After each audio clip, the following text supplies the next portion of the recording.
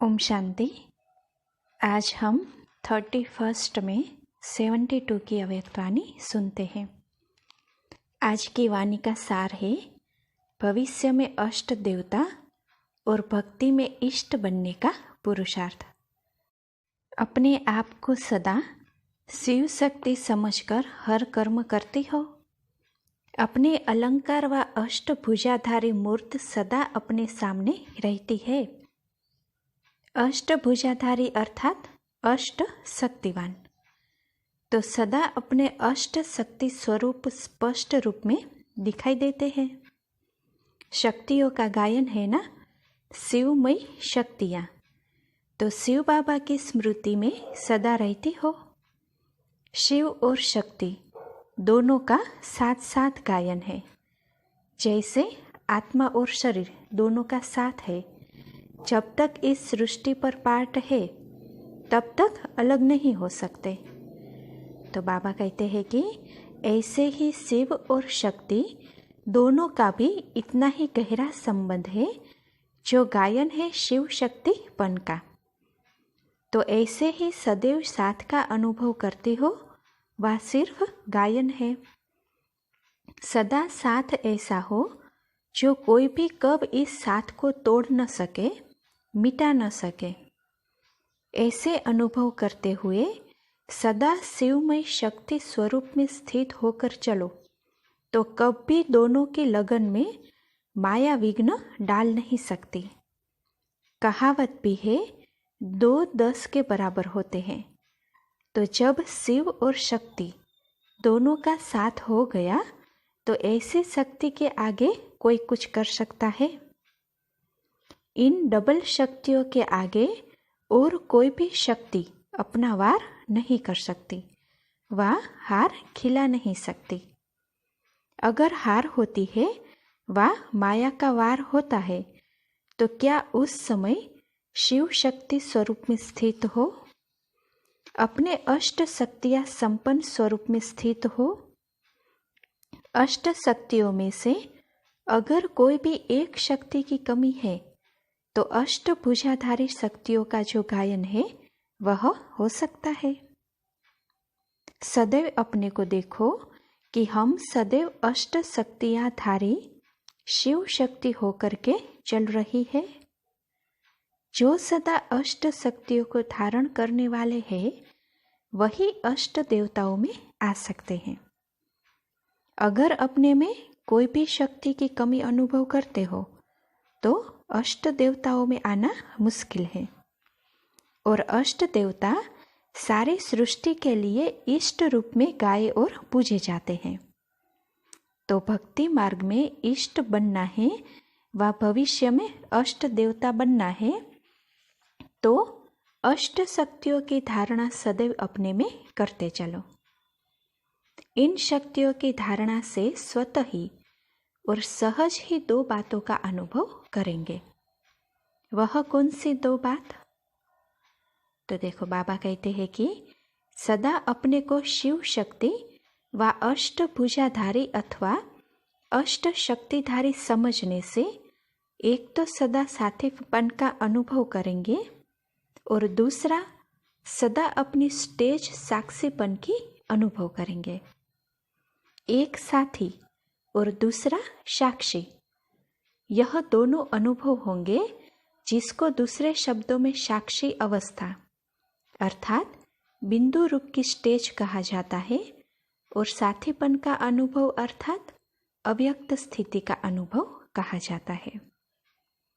तो देखो, बाबा कहते हैं कि अष्ट शक्ति की धारणा होने से इन दोनों स्थिति का अनुभव सदा सहज और स्वतः करेंगे। ऐसे अनुभव करेंगे जैसे कोई साकार में साथ होता है, तो फिर कभी अपने में अकेलापन व कमजोरीपन का अनुभव नहीं होती है। इस रीति से जब सर्वशक्तिमान शिव और शक्ति दोनों की स्मृति रहती है, तो चलते फिरते बिल्कुल ऐसे अनुभव करेंगे जैसे साकार के साथ है और हाथ में हाथ है। गाया जाता है ना, साथ और हाथ। तो साथ है बुद्धि की लगन और सदा अपने साथ श्रीमत रूपी हाथ अनुभव करेंगे। जैसे कोई के ऊपर किसी का हाथ होता है तो वह निर्भय और शक्ति रूप हो कोई भी मुश्किल कार्य करने को तैयार हो जाता है। तो देखो बाबा कहते हैं कि इसी रीति जब श्रीमत रूपी हाथ अपने ऊपर सदा अनुभव करेंगे तो कोई भी मुश्किल परिस्थिति व माया के विघ्न से घबराएंगे नहीं। हाथ की मदद से हिम्मत से सामना करना सहज अनुभव करेंगे। इसके लिए चित्रों में भक्त और भगवान का रूप क्या दिखाते हैं? शक्तियों का चित्र भी देखेंगे तो वरदान का हाथ भक्तों के ऊपर दिखाते हैं, मस्तक के ऊपर हाथ दिखाते हैं। इसका अर्थ भी यही है कि मस्तक अर्थात बुद्धि में सदैव श्रीमत रूपी हाथ अगर है तो हाथ और साथ होने कारण सदा विजयी है। ऐसा सदैव साथ और हाथ का अनुभव करते हो। कितने भी कमजोर आत्मा हो, लेकिन साथ अगर सर्वशक्तिवान है तो कमजोर आत्मा में भी स्वतः ही बल भर जाता है। कितना भी भयानक स्थान है, लेकिन साथी सूरवीर है तो कैसा भी कमजोर सूरवीर हो जाएगा। फिर कब माया से घबराएंगे नहीं। माया से घबराने व माया का सामना ना करने का कारण साथ और हाथ का अनुभव नहीं करते हो। बाप साथ दे रहे हैं, लेकिन लेने वाला ना लेवे तो क्या करेंगे? जैसे बाप बच्चे का हाथ पकड़कर उसको सही रास्ते पर लाना चाहते हैं, लेकिन बच्चा बार बार हाथ छुड़ाकर अपनी मत पर चले तो क्या होगा? मूंझ जाएगा। तो देखो बाबा कहते हैं कि इसी रीति एक तो बुद्धि के संग और साथ को भूल जाते हो और श्रीमत रूपी हाथ को छोड़ देते हो, तब मूंझते हो व उलझन में आ जाते हो। और श्रीमत रूपी हाथ को छोड़ देते हो तब मूंझते हो व उलझन में आते हो अथवा कमजोर बन जाते हो। माया भी बड़ी चतुर है। कभी भी वार करने के लिए पहले साथ और हाथ छुड़ाकर अकेला बनाती है। जब अकेले कमजोर पड़ जाते हो तब माया वार करती है। वैसे भी अगर कोई दुश्मन किसी के ऊपर वार करता है तो पहले उनको संग और साथ से छुड़ाते हैं। कोई ना कोई युक्ति से उनको अकेला बनाकर फिर वार करते हैं। तो बाबा कहते हैं कि तो माया भी पहले साथ और हाथ छुड़ा देती है, फिर वार करेगी। अगर साथ और हाथ छोड़ो ही नहीं तो फिर सर्वशक्तिवान साथ होते माया क्या कर सकती है? माया जीत हो जाएंगे। तो साथ और हाथ को कब छोड़ो नहीं। ऐसे सदा मास्टर सर्वशक्तिवान बन करके चलो। भक्ति में भी पुकारते हैं ना, एक बार हाथ पकड़ लो। तो बाप हाथ पकड़ते हैं, हाथ में हाथ देकर चलाना चाहते हैं, फिर भी हाथ छोड़ देते हैं तो भटकना नहीं होगा तो क्या होगा? तो अब अपने आप को भटकाने के निमित्त भी स्वयं ही बनते हो। जैसे कोई भी योद्धा युद्ध के मैदान पर जाने से पहले ही अपने शस्त्रों को, अपनी सामग्री को साथ में रख करके फिर मैदान में जाते हैं, ऐसे ही इस कर्म क्षेत्र रूपी मैदान पर कोई भी कर्म करने अथवा योद्धे बन युद्ध करने के लिए आते हो तो कर्म करने से पहले अपने शस्त्र अर्थात यह अष्ट शक्तियों की सामग्री साथ रखकर फिर कर्म करते हो। वा जिस समय दुश्मन आता है उस समय सामग्री याद आती है। तो देखो बाबा कहते हैं कि तो फिर क्या होगा? हार हो जाएगी। सदा अपने को कर्म क्षेत्र पर कर्म करने वाले योद्धे अर्थात महावीर समझो। जो युद्ध के मैदान पर सामना करने वाले होते हैं वह कभी भी शस्त्रों को छोड़ नहीं देते हैं।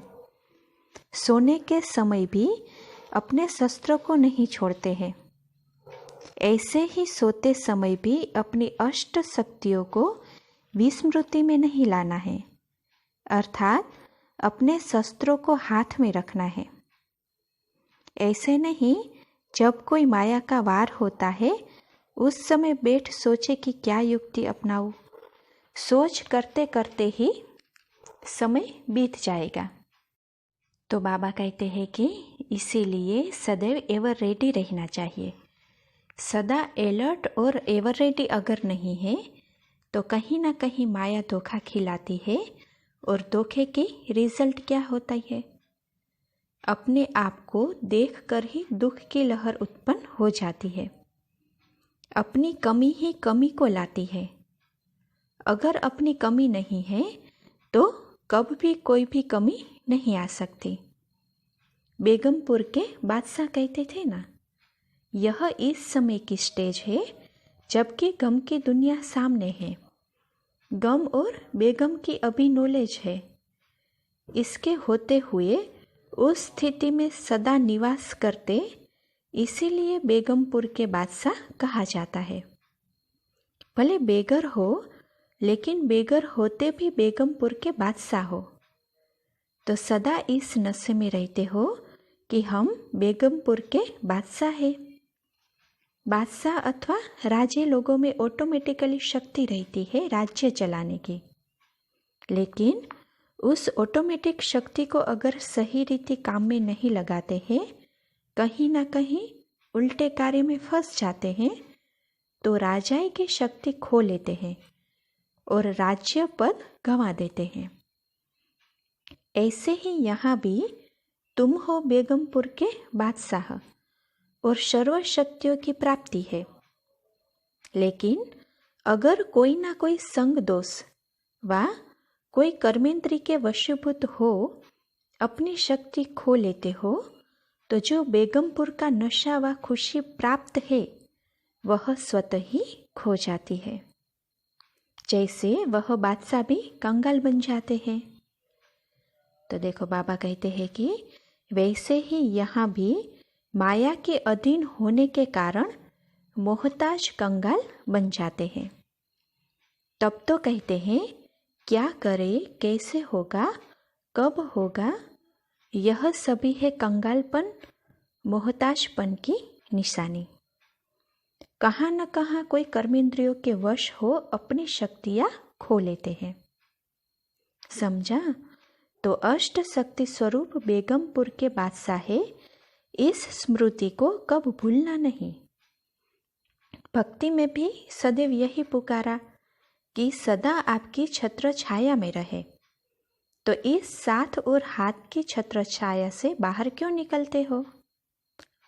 आज की पुरानी दुनिया में अगर कोई छोटे मोटे मर्तबे वाले का भी कोई साथी अच्छा होता है तो भी अपनी खुमारी में और खुशी में रहते हैं। समझते हैं हमारा बैकबोन पावरफुल है, इसलिए खुमारी और खुशी में रहते हैं। तो देखो बाबा क्या कहते हैं कि आप लोगों का बैकबोन कौन है? जिनका सर्वशक्तिवान बैकबोन है तो कितनी खुमारी और खुशी होनी चाहिए। कब खुशी की लहर खत्म हो सकती है? सागर में कब लहरें खत्म होती है क्या?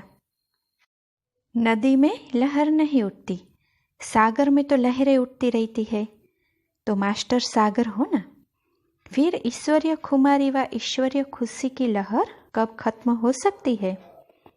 खत्म तब होती है जब सागर से संबंध टूट जाता है, अर्थात साथ और हाथ छोड़ देते हो, तब खुशी की लहर समा जाती है। तो देखो बाबा क्या कहते हैं कि अगर सदा साथ का अनुभव करो तो पाप कर्म से भी सदा सहज बच जाओ, क्योंकि पाप कर्म अकेलेपन में होता है। कोई चोरी करता है, झूठ बोलता है व कोई भी विकारवश होता है, जिसको अपवित्रता के संकल्प व कर्म कहा जाता है, वह अकेलेपन में ही होता है। अगर सदा अपने को बाप के साथ साथ अनुभव करो तो फिर यह कर्म होंगे ही नहीं। कोई देख रहा हो तो फिर चोरी करेंगे। कोई सामने सामने सुना रहा हो तो फिर झूठ बोलेंगे। कोई भी विकर्म व व्यर्थ कर्म बार बार हो जाता है तो इसका कारण यह है कि सदा साथी को साथ में नहीं रखते हो अथवा साथ का अनुभव नहीं करते हो। कभी कभी चलते चलते उदास भी क्यों होते हो? उदास तब होते हैं जब अकेलापन होता है। अगर संगठन हो और संगठन की प्राप्ति हो तो उदास होंगे क्या? अगर सर्वशक्तिवान बाप साथ है, बीज साथ है, तो बीज के साथ सारा वृक्ष साथ है, फिर उदास अवस्था कैसे होगी? अकेलापन ही नहीं तो उदास क्यों होंगे? कभी कभी माया के विघ्नों का वार होने कारण अपने को निर्बल अनुभव करने के कारण परेशान स्टेज पर पहुंच जाते हो। बलवान का साथ भूलते हो तब निर्बल होते हो और निर्बल होने कारण अपनी शान को भूल परेशान हो जाते हो। तो जो भी कमजोरियां व कमी अनुभव करते हो उन सभी का कारण क्या होगा? तो देखो बाबा कहते हैं कि साथ और हाथ का सहारा मिलते हुए भी छोड़ देते हो। समझा? कहते भी हो कि सारे कल्प में एक ही बार ऐसा साथ मिलता है, फिर भी छोड़ देते हो। कोई किसी को हाथ देकर किनारे करना चाहे और वह फिर भी डूबने का प्रयत्न करे तो क्या कहा जाएगा? अपने आप को स्वयं ही परेशान करते हो ना। बहुत समय से इस सृष्टि में रहते हुए अभी भी यही परेशानी की स्थिति अच्छी लगती है? नहीं तो बार बार उस तरफ क्यों जाते हो? अभी जल्दी जल्दी चलना है, स्पीड तेज करनी है। सार को अपने में समा लिया तो सार युक्त हो जाएंगे और असार संसार से बेहद के वैरागी बन जाएंगे। अच्छा, सदा साथ और हाथ लेने वाले बेगमपुर के बादशाह को नमस्ते। अच्छा, ओम शांति।